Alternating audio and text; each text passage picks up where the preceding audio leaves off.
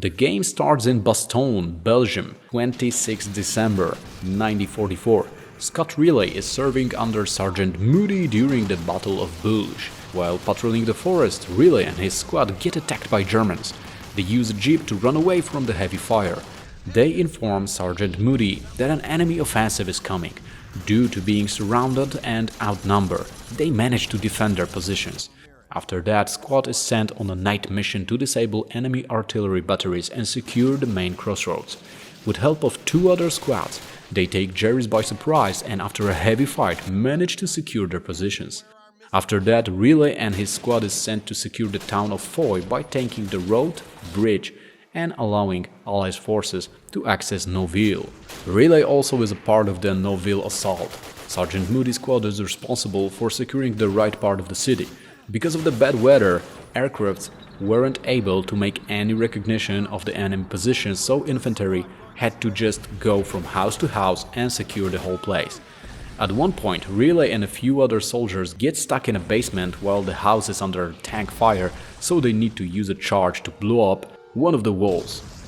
All three squads meet at the chateau where altogether they clear the building and defend it from enemy strike backs. The British campaign starts with their RAF, testing new bombers over some enemy industrial complex near Rotterdam, Holland. Sergeant James Doyle is a gunner responsible for covering the plane from enemy fighters. One of the anti-aircraft's batteries damages the plane and Doyle needs to manually shut down the engine before the fuel will blow up. Under a heavy fire from the ground and air, the plane gets damaged and some members of the crew got killed, so Doyle must handle guns on both ends of the plane plus make all necessary repairs. Then it turns out that the bomb doors are jammed, so Doyle needs to open them manually. Luckily, the bombs are dropped as planned and targets were hit directly, but soon the plane gets shot down and Doyle jumps out and lands with a parachute. As far as he knows, it's middle of the night and he is somewhere in Holland. September 2nd, 1941. While hanging on a tree, he is lucky not to be spotted by a German patrol passing by, but soon some British soldiers arrive and kill those Germans and help Doyle to get down from the tree.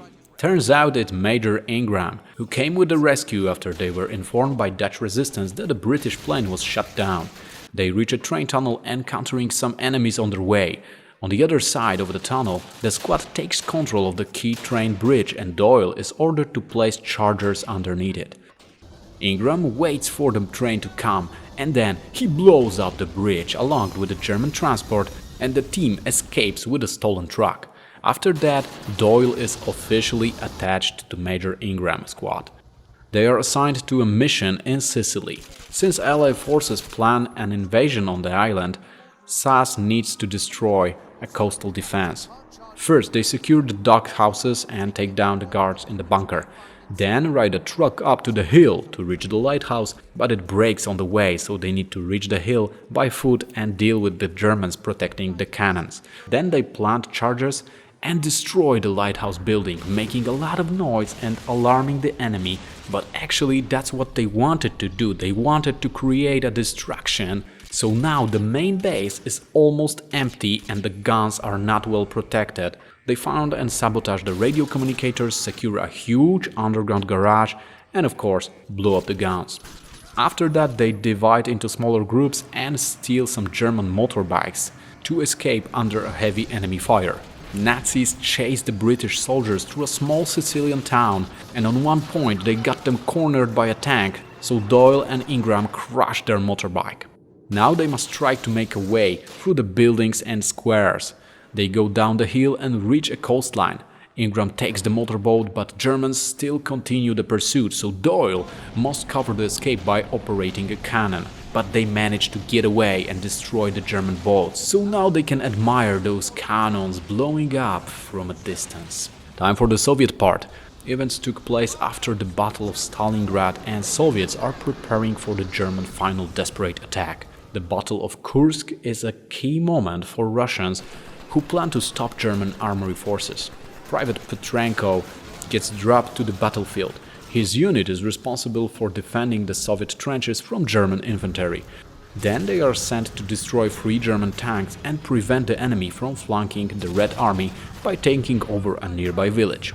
Later, Red Army starts progression and Petrenko's unit is ordered to recover the train station in Ponieri and after that clear the whole town of German soldiers and eliminate the machine gunners in the school building. While Germans are retrieving, Soviets are chasing them using tanks and regaining strategic points, pressing on the enemy.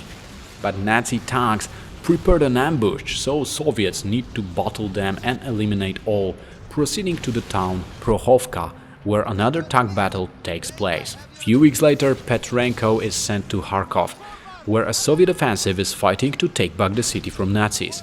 He progresses along with his comrades under heavy machine gun fire coming from nearby buildings. When they reach Sergeant Antonov, he orders them to find a spotting position inside the building. From there, Petrenko is sending signals for artillery marking enemy positions. After that, Soviet soldiers progress through the city center, slowly taking it over, until the battle meets its end at the main square, where infantry is supported by tanks. Antonov orders his men to take over a train station, but first they need to deal with enemy bombers, which all of a sudden show up to support German army.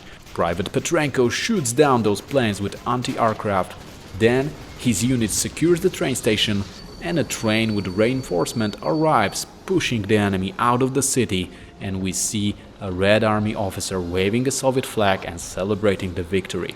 And that's how the game ends.